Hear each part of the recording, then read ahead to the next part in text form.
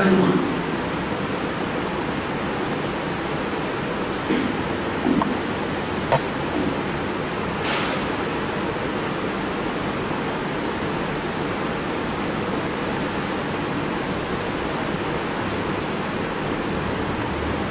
Civilization of mankind is designed in such a manner so that it takes so many steps of evolution, starting from the area of nations to great resplendent civilization. It starts with nations with ignorance, and it takes different bright and brilliant utterance in every step. It seeks a particular vision and proceeds to its next category, and it ends in the holistic vision, what we call sarvajñatva or omniscience. In this every step, we are seeing innumerable experiences in the society. Starting from omniscience, a small child, it is given vyavahara jnana or vyutpatti jnana. The child is born omniscient. He does not know anything about sensual appreciation, inner appreciation, response, realization, depiction, communication. All these various systems are not available in the child. Even though these output devices like mouth is there to speak, but the language is not fed, ears are there to listen, but the cognitive ability of converting the auditory sense into realization is not flourishing. So the child is provided vyutpatti. It is provided a system of genesis by means of collective absorption, retention and reproduction.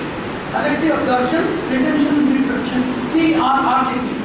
Whatever that we speak, by showing few things like Iyam Sita, Idam Phalam, this is fruit, this is Sita, this is mother, like that. We are depicting few entities, we are mentioning few categories, and we are using few actions, and we are trying to link the same thing with words. Constantly, continuously having a consistent system of absorption of the triangular relativity between the depictions, the repetitions, along with the objects which have been shown, the child understands what they are doing. It is elementary education. The same thing is organized process in a school or academic education by means of orderly and collectively presenting everything is there. In a family, the exposition given by the parents and the additional exposition given by the neighbor will be very limited. In family, the words spoken, the things that are discussed may be limited to the exposure of the parents and the caliber level. And in the neighborhood and the friendhood or the various other assisting community, they will also have their own limitations. There may be something which is unnecessary. So many necessary things would have been left out. So in order to compensate the loss of necessities, in order to see that unwanted things don't penetrate, there can be academic syllabus which has a filtered way of producing something or conglomerated projection of something which is organized and productive. There are three problems. One, you cannot get everything. You cannot get everything from the same source. You cannot get everything in an organized and processive manner, like next step, like that. It should be processive and progressive. If it takes to the next step, it is known as processing. If it takes to the next paradigm or next category, it becomes uplifted to next progression. So, organized presentation dealing with a continuous process of knowledge flow or intake along with a progressive march is known as education. And in education also, there is a disqualification that we don't experience in education. Modern academics, you know that it is given by teachers. You know that there is vocal cord. Vocal cord is situated within all human beings, all species. But the voice is not mellifluous with everybody.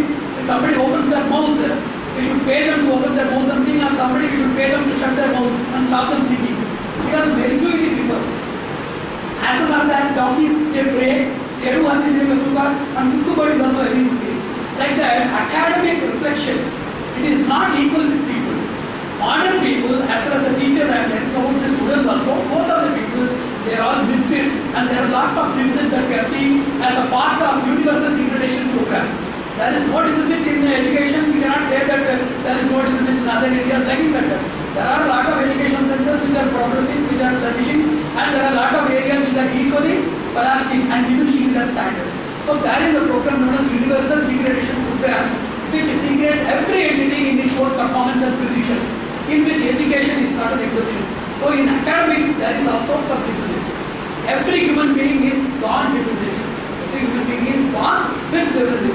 So the person is given vyutpatti in the surroundings. The surroundings that is producing the vyutpatti, the elementary foundation of knowledge and cognitive processing, that is also deficient, for which an academic syllabus is there.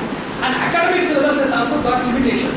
Number one, It is given by teachers who are all just information exchangers and who don't have the caliber of transmission of knowledge. Transmutation, transfiguration and transmission of knowledge are the supernatural skills of teacher. You will understand the concept of teacher is different from the concept of preacher and philosopher in our own cultural tradition. You know that 1 rupee of our country is different from one basic unit of currency of America, that is known as dollar. And in European value, it is known as euro. And in Middle East, you know that it is called by dinar. Once I went to Indonesia, for a copy I had to pay 30,000 rupees. In their own standard, in their own currency value, 30,000 rupees is equal to 5 rupees here. So you should understand, teacher in Indian context and context is different from teacher in Western community. Anybody who is a scholar, who memorizes everything, has the ability to present same thing with vocabulary, ability to deal with the deficiencies of the children or the learners in the form of phobia, in the form of resistance and reluctance, in the form of ambience, non-understanding, as well as incompatibility. All these things are understood by an efficient instructional preacher, who is known as a teacher in Western community. In Indian community, teacher is known as a guru, who has the power to enter inside your mind and brain without your permission, without your cooperation, without your compatibility and ability. He is known as a teacher in Indian context. As currency value is different in areas, as land value is different. In a Delhi, inside a lake, if you go and search for 1 cent, it may be different. In a main trunk road, in a main national highway, the same thing will cost crores of rupees. 1 cent of land or 1 square feet of land in Chennai metropolitan will be equal to several acres of land in some downtrodden area, underdeveloped area. So it is value based upon the context and the provincial valuation. This is what we call provincial valuation. In India, the Indian dictionary is actually different. If you talk about oblation, God, worship, altar, sacrifice, reverence, surrender, all these terminologies available in Webster Dictionary, Collins Dictionary, Oxford Dictionary and Cambridge Dictionary, they need to be redefined as per Indian context. It is to understand the principles, even though these things are universal. If you say reverence or love, no doubt love is universal. There are a lot of people loving in Australia, in Zambia, Ethiopia, in Somalia, a lot of people are loving each other. Love, fraternity, discipline, obedience, surrender, dignity, worship, these are all not exclusive terminologies to India. It is that universal. You can even see animals and insects loving each other. But when you take in the Indian context, the love, the depth, the dimension, direction, its exaltation and its exemplification is entirely different. So that's what I used to say. We have to redefine, revisit the concepts as per the Indian lineage and tradition. We have to fix a new dictionary for the Indian meanings of these universal concepts. Then only we can understand everything. If you say that I am also loving, and Indian system it says also about love. In our philosophy they say about love, and Americans are also loving, French people are loving, Germans are loving, Armenians are loving. It is misunderstanding the concept and depth of the concept. There may be peripheral equalities. There may be prosaic equalities like this. Everybody is shedding tears.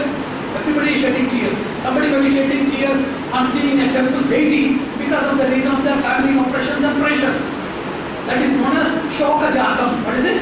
Shoka Jatam. Somebody is praying before God because of Shoka, the family miseries. Somebody Asha Janakam. What is Asha? They are willing to get something. They are emotionally driven by getting some ambitious drive in their future to get a foreign placement, to get great enrichment. All of these things are there. This ambitious pressure inside the mind that provokes the person to cry. That is known as Asha Janakam. The third thing is Bhavasparitam. What is Bhavasparitam and Bhavasparitam? Bhava is the emotional beloved person. Any person seeing God is emotionally touched because he is a relative. On seeing a child, the mother gets very much intimate and the mother gets into an emotional outbreak. Like that, any person who is divinely attached with the God or the spiritual consciousness, the person will be tempted for a small break which comes in the form of shedding tears and other things. It is something Bhavasparsha, otherwise Bhavaspurana, like that we can call it. That is emotional. Fourth thing is Bhagavad Anubhava, one who is experiencing divinity, that person may be crying. Confession, what is confession? Swadosha Jnavana, any person realizing his mistakes, he cries for that. So, anybody crying, shedding tears before the God cannot be unanimously put into a particular category. So, there is emotional uprise, there is confessional uprise, there is a person's realizational boost, there is a person's bliss, there is a person's inner craving and suffering for God, there is an emotional bonding which has been renewed by God, by divine touch. There may be an ambience boost. If everybody is crying and there are a lot of mantras, bells and other things are there, the phono-photio collective ambience of the whole atmosphere will provoke a person automatically to cry. If somebody cries automatically, there will be limitative reflex in human conscience. which will make the person to cry. If everybody laughs, automatically somebody laughs. If everybody yawns, anyone of who yawns, automatically it reflexes. There is an ortho-bioreflex and there is an ortho-imitative psychoreflex. Like that, there is an onto-reflex also, where you move with spiritual association, satsanga. Even though you are disqualified, you are capable of realizing something and repeating something for which you have not planned earlier. It happens. So, Indian context, we should understand yoga, everybody is doing yoga.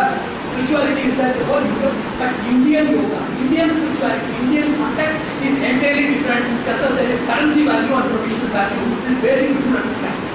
I've already told about the journey of what we call epistemology. Epistemology is the science of human knowledge. Unfortunately, all scientists, I told in a seminar, the flaw of the society is all scientists, how they are analyzing things. They are analyzing things, they are producing things, and there is an innovative, continuous charge of their products in the society by further upgradation and updating. How it is happening in the society? They are using their mind application. But you ask any scientist about mind, he is not capable of answering the question. They don't know about noology, NOO, NOG. Noology is the science of understanding emotions. And in philosophy, what is agatology?